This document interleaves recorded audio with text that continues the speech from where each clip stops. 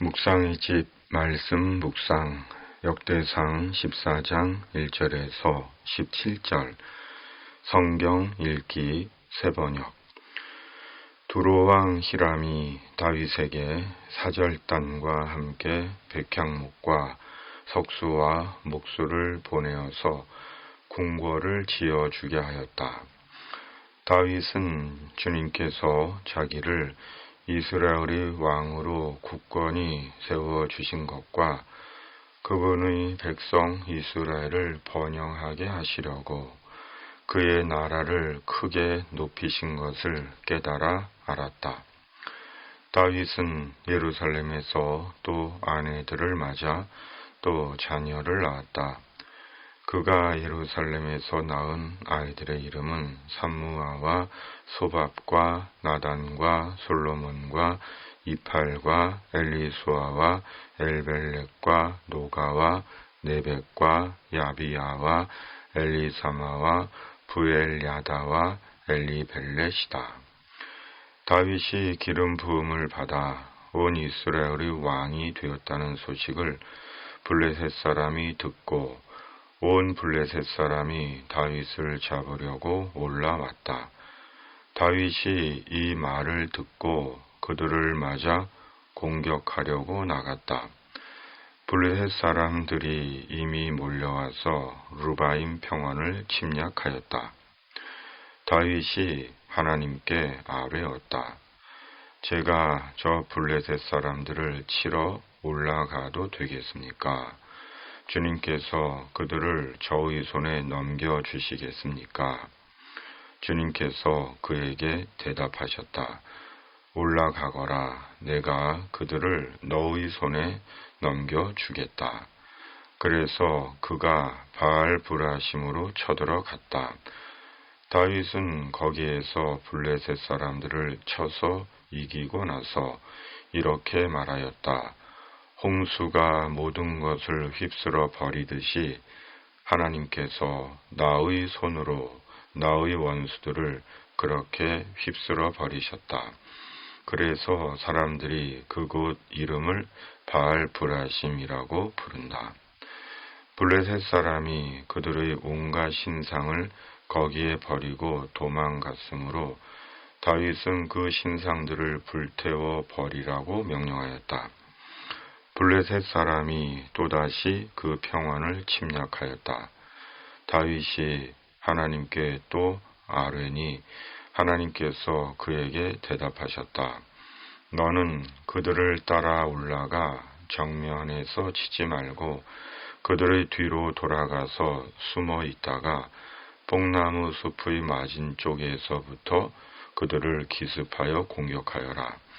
뽕나무 밭 위쪽에서 행군하는 소리가 나거든 너는 곧 나가서 싸워라. 그러면 나 하나님이 너보다 먼저 가서 블레셋 군대를 치겠다.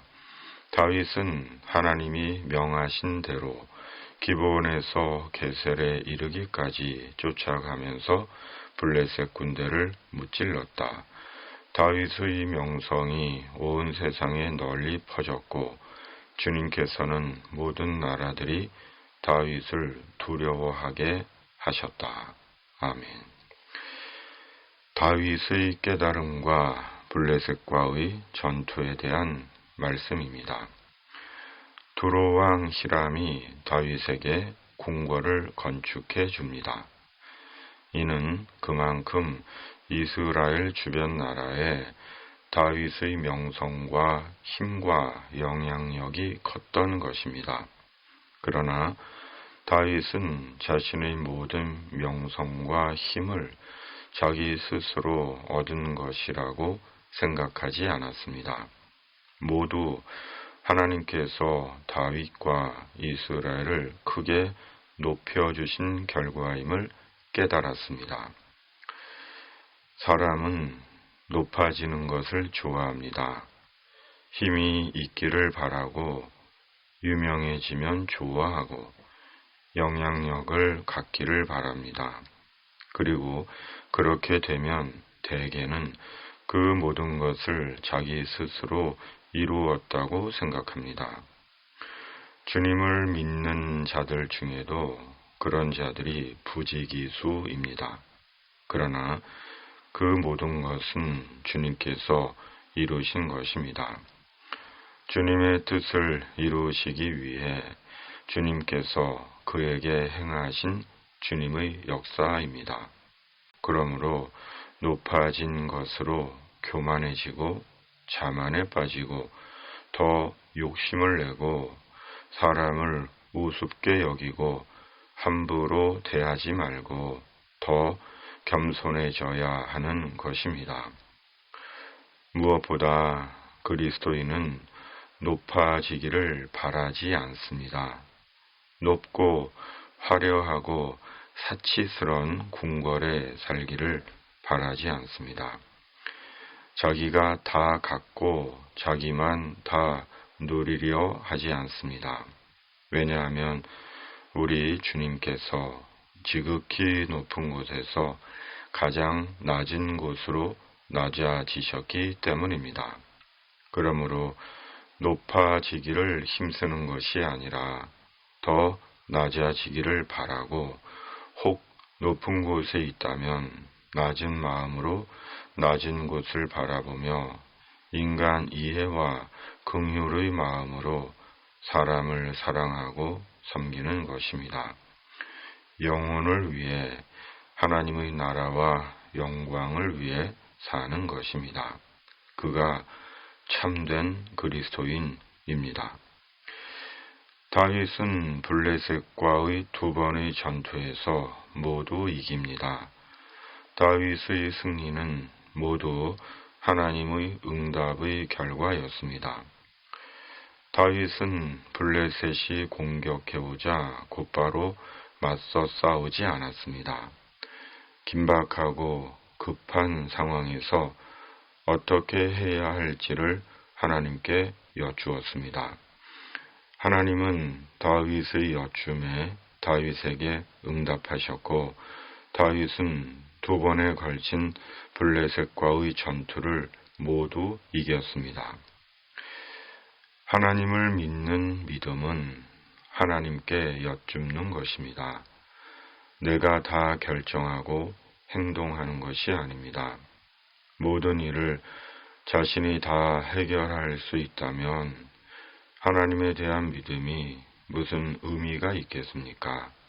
우리가 하나님께 여쭙는 것은 하나님의 주권과 하나님의 주관자 되심을 인정하는 겸손한 신앙적 태도입니다.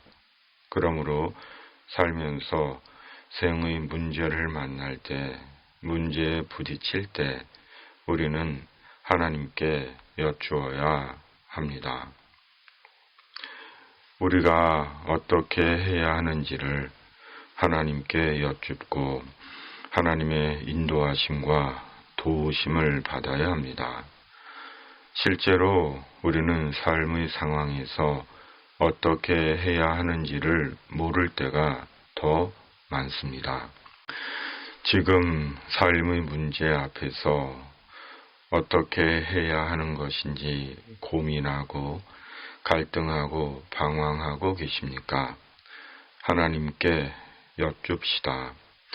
우리가 믿는 아버지 하나님께서 온전한 응답을 주시고 우리의 길을 선히 인도하실 것입니다.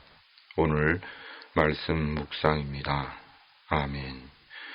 우리의 높음과 응답이 되시는 하나님 아버지, 높아짐보다 낮아짐을 더 바라게 하시고 낮은 곳을 바라보며 겸손히 사람을 이해하고 긍휼히 여기며 하나님과 사람을 사랑하는 자 되게 하여 주시옵소서. 우리 삶의 문제를 하나님께 여쭐 때 속히 응답해 주시고 하나님의 응답과 인도 속에 살아가는 주님의 사람 되게 하여 주시옵소서. 기름 붓듯 성령을 저희에게 한량없이 부어 주시옵소서. 이 나라를 주님의 공의와 정의로 다스려 주시고 진리와 구원의 복음을 온전히 전하는 교회가 되게 하여 주시옵소서. 예수님의 이름으로 간절히 기도하옵나이다. 아멘.